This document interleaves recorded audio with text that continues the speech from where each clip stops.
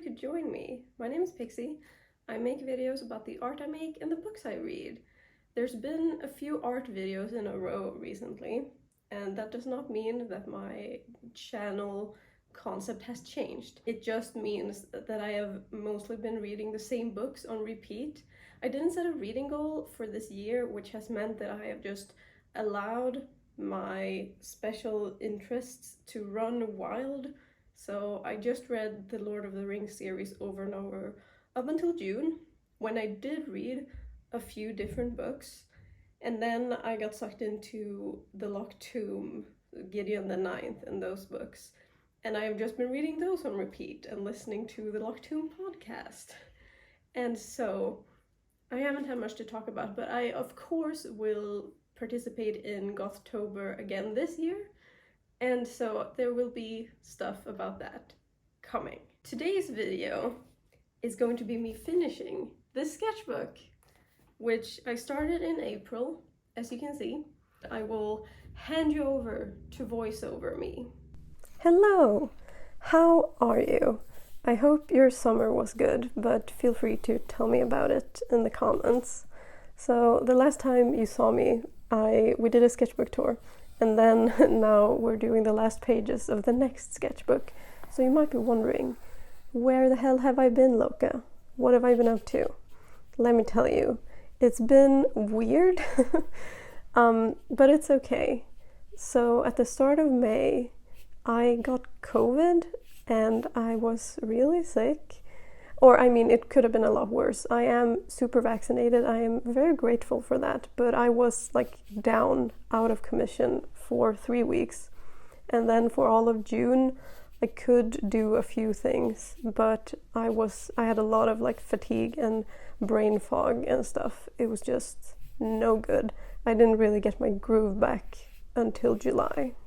And something I did then was read through all of my old diaries, because I've been keeping diaries since I was about 9 years old, on and off, not super consistent, but consistent enough that I have a big pile of diaries that I have used throughout the years, and I looked through them all, which was a journey to say the least, and I chose some sentences to put on drawings. I made a drawing series around a loose theme of home and belonging, and that was really fun and rewarding to do, because I've been thinking a lot about the human aspect in art. Because of this rise of AI image generators, I have wanted to really consider and focus on the humanity in what I make, and the human-to-human connection that can only be facilitated through human-made art. And so I've been thinking about like, how can I best contribute to that? Like, how can I best be emotionally honest when I make art and let people connect with me in that way? That's also a reason I chose the reference image that I chose for this sketchbook page that you're seeing. So the photo I'm using as a reference is one I personally took on a trip in 2014 when I was in New York, which you will maybe be able to tell once the drawing progresses further. But yeah, I've been wanting to use more of my own photos as a reference to work from, because a lot of these photos don't exist anywhere else on the internet, so they are unique to me, and I think that's a more valuable contribution from me to the world, to render these images in an artistic fashion rather than copying something cool from Pinterest. Although I will not promise to stop doing that, because there are a lot of cool images online that I want to draw sometimes, and that is completely fine, but I hope you understand what I'm getting at. This also relates to the painting you saw next to me at the start of the video, the big painting with yellow flowers. That's a photo I took of a friend of mine in the spring, and really wanted to paint it because the composition with like the flowers in the foreground and the sun coming in through the window, it was just like a really beautiful moment and a really nice moment to get to have, and I really wanted to paint it. And in late July I finally started that painting, and I'm really happy with how it came out.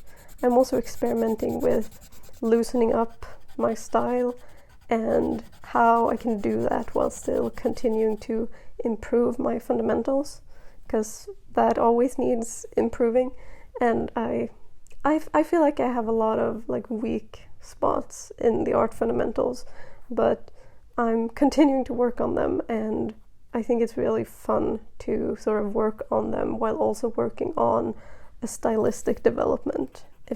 I hope that makes sense, and if it doesn't make sense, you can ask nicely in the comments and I will try to explain better. That painting was also really important for me to get to do because, as I mentioned in the intro, I didn't set a reading goal for this year. I didn't set any goals at all in order to be more accepting of myself and work on, self-acceptance. But for the summer, I did make a wish list of fun activities that I would like to do if possible. And a lot of them I didn't get to do, unfortunately, because I've also this entire year been dealing with a stomach issue. I'm awaiting test results for it, and it should hopefully be resolved in time for Halloween. But yeah, it's taking a while, and it's been difficult to deal with sometimes. Anyway, I made the summer wish list and I got to do some of the things, and one of the items I got to do was make a big painting, because I work a lot in sketchbooks, which are small, or on my iPad, which is slightly larger but also pretty small, and there's something really freeing about working on a larger surface where you like use your whole arm and your whole body to paint. It's a physical experience that doesn't match up to these little like wrist drawings that I super love to do, don't get me wrong, and I will continue to work in A5 size sketchbooks because that's the perfect size, I think. But yeah, there's just something so freeing and, dare I say, confident, something audacious about taking up a larger surface area with your painting. Circling back to the topic of no reading goal, I want to say a few things. Firstly, I think whether or not it's right for you to set a goal to read a specific number of books, whether or not that works or is good for you is going to depend on like the season, the vibe, the mood that you are in. And there is something to be said for having a little kick to read a bunch of different books. Like, it can be really, really gratifying to read a number of different books and start noticing patterns like across a genre or like connections across history, and just getting to experience a lot of different worlds. There's definite value in that, and I don't want to disparage that. However, I have found it so incredibly satisfying this year to be completely obsessed with one work and read it over and over. And I'm counting a book series as one work when I say that, because Lord of the Rings is obviously 3 books, and more if you count The Hobbit and Unfinished Tales and The Silmarillion and all of that. And The Locked Tomb is obviously also a series. But anyway, immersing myself completely in one universe and looking at all the little details and like the new things you notice as you return again and again to the same book is so satisfying. And it also like obviously fulfills like a psychological need of comfort and predictability, while at the same time, because you notice new things, it still also scratches the itch of newness, for me at least. That can be enough. And I think this is especially important with the Locked Tomb series, because with Lord of the Rings, when you reread, you can absolutely see foreshadowing and notice more detail and all of that. But with the Locked Tomb, there are straight up things that you will not understand on a first read through, because you won't have all the information to understand the full meaning of something. Like in Gideon the Ninth, when Dulcinea says lipochrome recessive, when you read that at first, you're like, okay. And then when you have read Harrow the Ninth to the end, it's like, oh, okay. It means a lot, but you don't really realize until you have more information. Like the Locked Tomb series is meant to be read multiple times. It is written precisely for obsessive fans who will return again and again and write fan fiction about these characters and make fan art and be obsessed. Because Tamsin Muir comes from fandom. She was a massive Homestuck fan and wrote a lot of fan fiction for that story. And so she knows exactly what she did when she crafted the series in the way that she did. And it works so well. And it has been such a joy for me to immerse myself in this series. And I started a fandom Tumblr blog again. I didn't think I would ever get back to that after falling out of love with the last fandom I was in, which was the Marauders fandom. In early 2018, I kind of dropped out of that. And I just thought like my fandom days were over, and I've kind of missed it. And now I am back. And I'm reading fan fiction again. And it's been a lot of fun. I haven't made any fan art, and you may think that's weird. The reason is that I am terrified. Like, people are so good at making fan art, and I feel... I don't want to put myself in a position to compare myself to the extremely talented fan artists out there. And I realize that this is stupid and silly, but that is how I feel. But like I said, I do plan on participating in Gothtober, and while I might be able to just read The Locked Tomb if I really wanted to, I did get a number of prompts that I don't think fit exactly.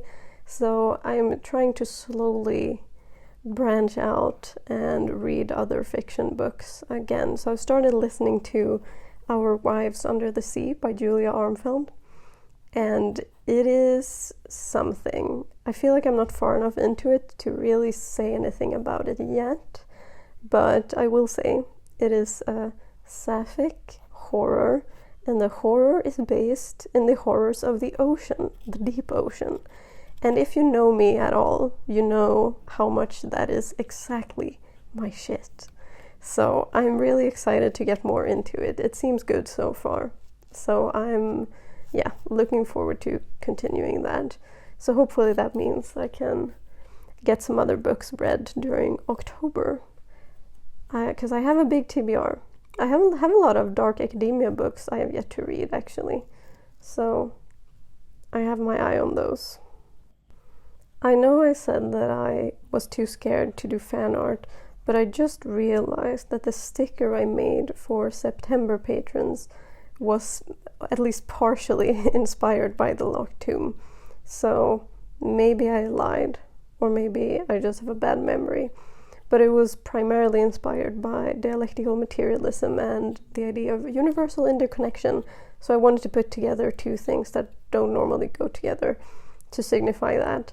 And my thoughts obviously went to teeth in a rose, which is a thing that happens in the Locked Tomb series. So something I'm working on right now is figuring out a way to make the October sticker even spookier. Because I got the feedback that the teeth in the rose was very unsettling in a positive way. So I'm just looking for a way to amp it up for October, which should be fun. Oh, here's the finished page. I think it's fine. And there's the photo I was using. Yeah. And then I forgot to press film when I did the last page, which was just an old selfie. And there it is done. and I got to put the date on the spine, which was very satisfying. I just love finishing a sketchbook. This sketchbook was actually a blank page notebook, so not really a sketchbook, and so I didn't plan to paint much in it, but I ended up throwing that to the side and just dealing with the crinkled pages and stuff, because it's fun to paint. And there's the end. Thank you, bye. Thank you so much for watching. This is a pre-recorded goodbye, so I hope the drawings were good and that you like them. I can't wait to see what they are. If you enjoyed this video and you're not already subscribed, maybe consider subscribing, liking the video, you know, all that good fun stuff. Also, super huge shout out and thank you to my patrons, without whom I would just be lost, fluttering around in the wind. Thank you for keeping me grounded. Also, my patrons will be seeing the full tour of this sketchbook, which I think is gonna be fun. It's a very up and down kind of sketchbook, so it's gonna be a ride. So if you want to join in on that, it is available on the cheapest tier, which is so cheap that many would say it's too cheap, but that's what I set it as, and I'm not about to raise the price on my loyal patrons who have been with me for years. Like, no. Enjoy the low price and enjoy the videos, because you do get access to the entire backlog, which has a ton of other sketchbook tours as well, and some process stuff and behind the scenes stuff. I hope you enjoyed this video, and I will see you again soon. Okay, take care. Bye.